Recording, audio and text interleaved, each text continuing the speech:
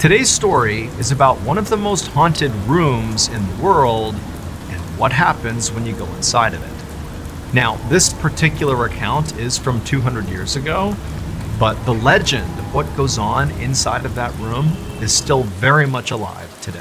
However, before we get into that story, if you're a fan of the strange, dark, and mysterious delivered in story format, then you've come to the right place because that's all we do, and we upload once a week. So, if that's of interest to you, please sneak into the like button's bathroom and replace their toothpaste with Novocaine. Also, please subscribe to our channel and turn on all notifications so you don't miss any of our weekly uploads. Okay, let's get into today's story. Late one evening in 1840, a 30-year-old British nobleman named Sir Robert Warboys stood next to 5 of his closest friends on the front porch of a townhome in one of the fanciest neighborhoods in London, England.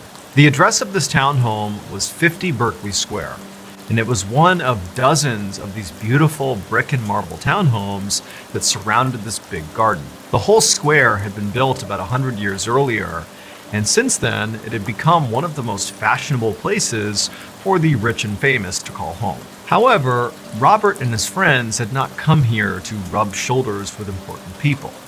Instead, Robert had come here to win a bet. So Robert actually was a nobleman. He was like this proper guy, at least on paper. But in reality, at least to his friends, he had a total wild streak. He loved taking on dares. Basically, anytime anybody, challenged him to do something, he would do it, especially if there was money on the line. But it wasn't really about the money. It wasn't about, winning money by doing these different things. He just loved the challenge. He loved the thrill of taking chances. So that night, on the front porch of this townhome, Robert turned and knocked on the front door.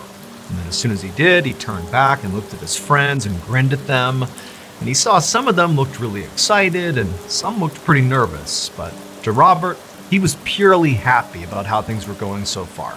Because he knew, come tomorrow when this whole thing was done and he had won his bet, he would have a great story to tell. A few seconds later, the front door of the townhome swung open and this middle-aged man stepped outside. His name was Charles Benson, and while Robert and Charles did know each other, they were not close friends. They actually only knew each other because they both were members of the same exclusive gentlemen's club in London. Plus, pretty much everybody in London had at least heard of Charles because of all the rumors swirling around about what went on inside of his townhome. Even though Robert had told Charles that on this night he and his buddies were coming to his townhome for this bet, even though he had clearly told him, Charles still seemed very surprised to see Robert standing there. But Robert nonetheless was like, "Hey Charles, how are you? I'm here for the bet." And Charles basically didn't react. He just stared at Robert with this very concerned look on his face and just said, "Are you sure you really want to do this?" And Robert, who knew what he was referencing, just kind of looked down at the pistol on his hip and said, "Yeah, I'm sure." A few minutes later, Robert and his 5 friends were inside of Charles' townhome in the dining room, sitting around a table, while Charles had gone upstairs to get something. And as they sat there, Robert kind of looked around the room at his friends, and he could tell they were clearly more nervous about this than he was. And so he tried to, keep the mood light by making some jokes and kind of downplaying what he was about to do, but it was like no matter what he did, he could just tell his friends were very uneasy about what was going to happen here. And then a moment later, they heard the sound of Charles coming down the stairs. And Charles, he came in the kitchen, still with a very serious look on his face. He walked up to them, and he reached in his pocket, and he pulled out this old iron key, and he placed it in the middle of the table. And as soon as he did that, the room went completely silent, and everybody just stared at this key. And then Charles eventually broke the silence and explained to the group that over the last 10 years of living in this townhome, he had only used that key maybe 2 or 3 times total. And when the key was not in use, Charles said he actually hid the key just to make sure it never wound up in the wrong hands. But now, again with that somber look on his face, Charles looked over at Robert and said, "If you're really sure about this, the key is yours to take." And Robert, with no hesitation, reached out and snatched the key, showing his friends and showing Charles that He was not about to get cold feet. A couple of minutes later, all the men stood up from the dining room table, and then Charles led the group up the thin, narrow, creaky staircase to the second floor. When they got to the second floor, Charles led them down this narrow hallway that came to a stop in front of this closed door. At this point, all 7 men were kind of crowded together right in front of this door. But it was obvious that even though Charles lived in this townhome, he was sort of hesitant to get even close to this door. Like he really didn't want to be anywhere near it. Also, all of Robert's friends were sort of reacting the same way too. I mean, they were the ones that actually dared Robert to do this in the first place. But now that they were actually here, about to go through with it, they were looking at Robert like he was totally insane. And also they were kind of hoping that, maybe he would just back out and they could just leave. But Robert did not seem remotely like he was about to back out. He had a very determined look on his face, and as everybody else was kind of cowering away from the door, Robert stepped up, reached into his pocket, pulled out that iron key, and put it into the lock. And as he began to turn the lock, everybody else took steps farther away from him, and then he pulled open the door, and as he did, everybody gasped, and Robert even took a step backwards. But when Robert actually looked through the now open doorway, he just laughed, because it was just a normal bedroom. It was filled with all this old but very expensive looking furniture. On one side of the room was this big wooden dresser with a huge round mirror above it, and then on the opposite side of the room was this big 4-poster bed. And right above this bed, dangling down from the ceiling, was this red ribbon. Now, Robert knew that in a rich nobleman's house, there were ribbons like this one that are known as bell pulls. A nobleman could pull on that lever, and it was connected to a pulley system that rang a bell down in the servants' quarters. And when the servant heard that bell, they would see what room it was coming from, and they would go up to the room to see what the nobleman needed. And so after taking in the sight of this bedroom, Robert took a confident step into the room. And as soon as he did, Charles reached out and grabbed him by the wrist and said, "Hey, Robert, this is your last chance to change your mind. Are you sure you want to go through with this?" And Robert kind of looked back at his friends and smiled and said, "I'm sure. I'll see you guys tomorrow morning once I've won the bet." Then Robert released Charles's grip on his wrist, walked into the room, turned, shut, and locked the door. At this moment, Robert's friends didn't really know what to do. They were still sort of shocked that Robert was actually going through with this. I mean, even by his standards, this felt particularly reckless.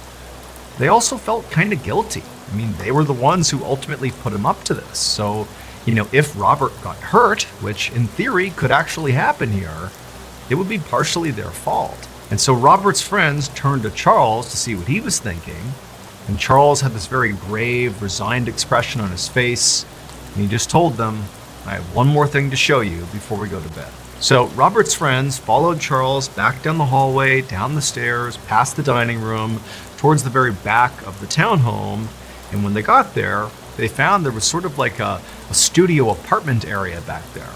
There was a kitchen area, a laundry area, and there were several beds. Charles explained this was where his servants lived and worked, but he had given them all the night off because he knew it was possible that Robert and his friends would be here for this bet, and they would need a place to stay. Charles pointed to a space right above the beds where there was this row of all these bells in a horizontal line. Each of these bells were connected to various bell pulls throughout the house, and he pointed to one particular bell and told them that that was the one that was connected to the bell pull in the room Robert was staying in tonight.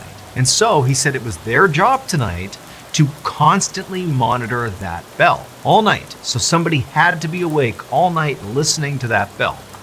Because heaven forbid, if Robert pulls that bell, that was going to be the signal that something bad had happened in that room. And so their job was basically to be on guard all night to potentially run up and rescue Robert if he needed it.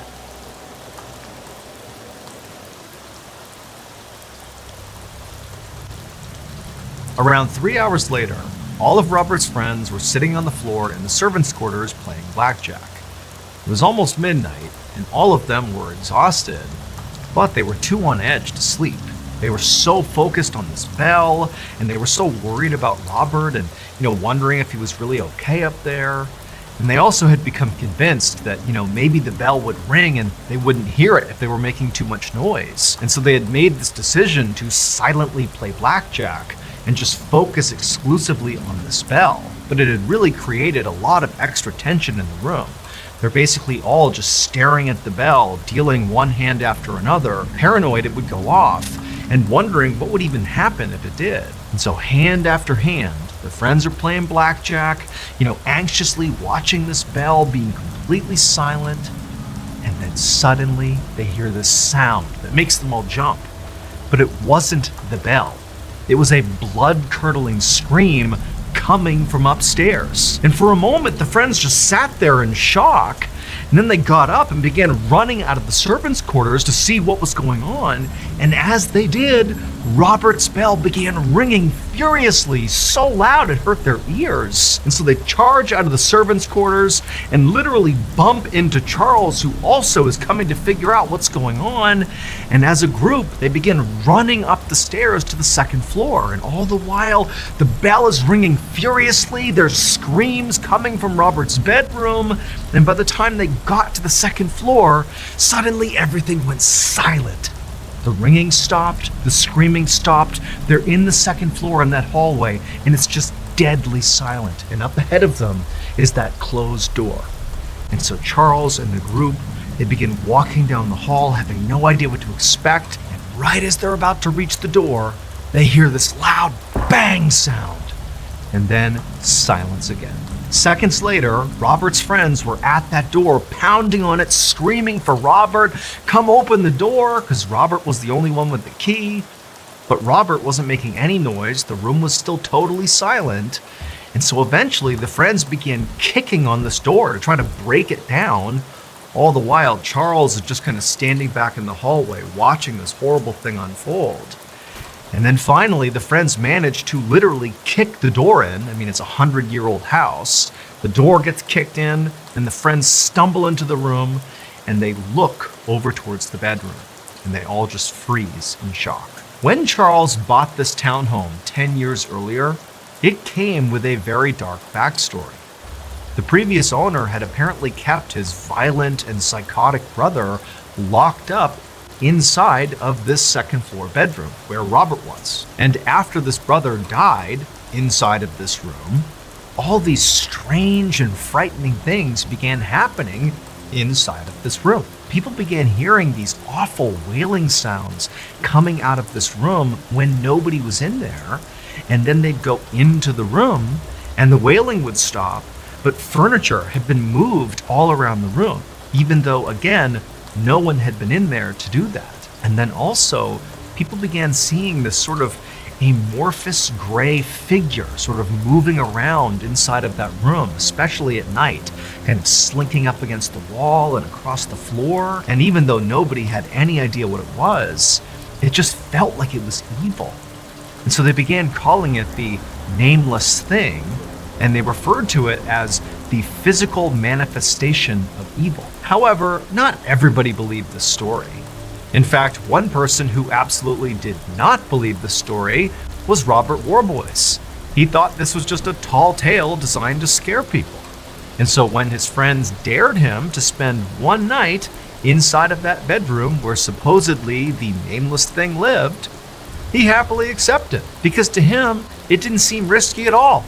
Spending one night in the haunted room was no big deal because it's not actually haunted. He'd be fine. And anyways, it would make for a great story to tell down at the Gentleman's Club. Unfortunately, though, the night in that bedroom did not go as Robert hoped. When Robert's friends burst through the bedroom door and looked inside, the first thing they noticed was the bell pull. The ribbon from the ceiling had been yanked out of the ceiling, and Robert's pistol was on the ground next to the bed. And then on the other side of the room, there was a very obvious bullet hole in the wall. And so that was the loud bang sound they heard as they were coming down the hall. It was the pistol going off. And then there was Robert. Robert was laying on the bed, and he was totally rigid, and he actually was still clutching the red ribbon from the bell pull. And as they stared at him, they saw his eyes were wide open and bloodshot, and his lips were kind of pulled back in this horrible grimace with his teeth exposed. And for a second, his friends thought Robert must be having a seizure of some kind. That's why he was so tight on the bed like that. And so they ran to him, trying to snap him out of it. But as soon as they touched him, they realized that the reason he was rigid was not because of a seizure. It was because Robert was dead.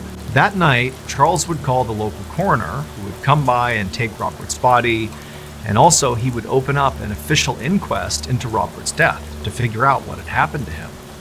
And the verdict of this inquest was that Robert had died from massive heart failure caused by unknown circumstances. But to Charles and all of Robert's friends who were there that night and actually saw Robert in the room, it seemed plainly obvious that what had happened here was Robert had come in contact with the so-called nameless thing in that room, and it literally scared him to death. In the nearly 200 years since Robert's death, 50 Berkeley Square has had many different owners, and virtually all of them have reported either seeing, feeling, or hearing some sort of malevolent, ghostly presence inside of that second floor bedroom. To this day, that particular bedroom, where the nameless thing apparently resides, is considered one of the most haunted places in the entire world.